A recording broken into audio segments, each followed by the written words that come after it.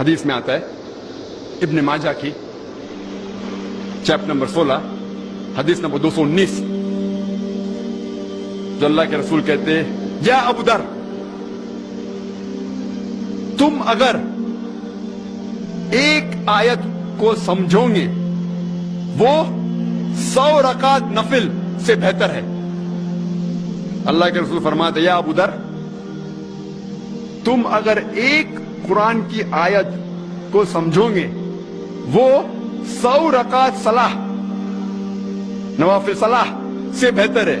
اور ایک رکعت میں کم از کم سورہ فاتحہ تو پڑھنا چاہیے آپ کو. کم از کم 7 آیتیں ہیں. 100 رکعت میں کم از کم 700 آیتیں ہیں. تو اللہ کے رسول فرماتے ایک آیت کو سمجھ کے پڑھنا سمجھنا 700 آیت کی تلاوت کرنے سے بہتر ہے. یعنی سمجھنا 700 گنا صرف تلاوت سے بہتر ہے. اللہ کے رسول فرماتے ابن ماجہ میں اور یہ صحیح حدیث ہے. ہم لوگ سے پوچھتے ہیں قرآن شریف کیوں نازل کیا گیا تو لوگ کہتے ہیں جب اوپننگ سرمنی ہوتی نا اوپننگ سرمنی آفس کی تو قرآن شریف پڑھنے کا. جب گھر کا افتتاح ہوتے تو قرآن شریف پڑھنے کا. جب کوئی مر گیا تو قرآن خوانی کرتے. تو قرآن شریف نازل کیا گیا تھا قرآن خوانی کے لیے. اور لوگ کرتے ختم قرآن 1 2 3 ختم قرآن کے رمضان میں 3 بار 4 بار 10 بار. الحمدللہ آپ کو ثواب ملے گا انشاءاللہ ملے گا. لیکن اگر آپ رمضان میں 2 بار ختم قرآن کرتے ہیں میری یہ رائے رہے گی کہ ایک بار عربی میں پڑھو اور ایک بار ترجمہ پڑھو وہ بہتر ہے. کم از کم سمجھ میں تو آئیں گا آپ کو.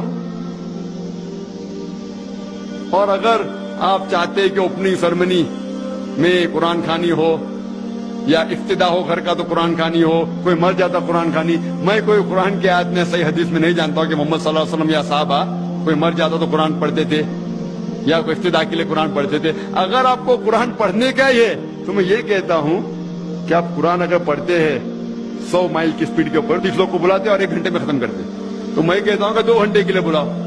عربی بھی پڑھو ترجمہ بھی پڑھو. نہیں تو 30 کے بدلے 60 لوگ کو بلاؤ. ایک آدمی اگر 1 پارہ پڑھتا ہے تو ایک آدمی کو بولا آدھا پارہ پڑھو عربی میں اور آدھا پارہ ترجمہ پڑھو. کم از کم وہ قرآن تو پڑھنا کا حدیث میں لکھا نہیں لیکن کم از کم اگر آپ ترجمہ پڑھیں گے تو آپ کو علم تو حاصل ہوگا اور انشاءاللہ کچھ چیز کے اوپر عمل تو کریں گے. تو قرآن کو سمجھ کے پڑھنا بہت ضروری ہے بہت ضروری ہے.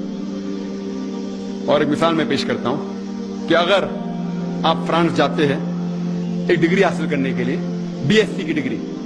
آپ فرینچ نہیں جانتے آپ کلاس اٹینڈ کرتے ہیں. کلاس اٹینڈ کرتے ٹیچر استاد آپ کو پی دیتا ہے پریزنٹ بولتے ہیں حاضر ہے تو پی لکھتا ہے present P for present English میں پریزنٹ.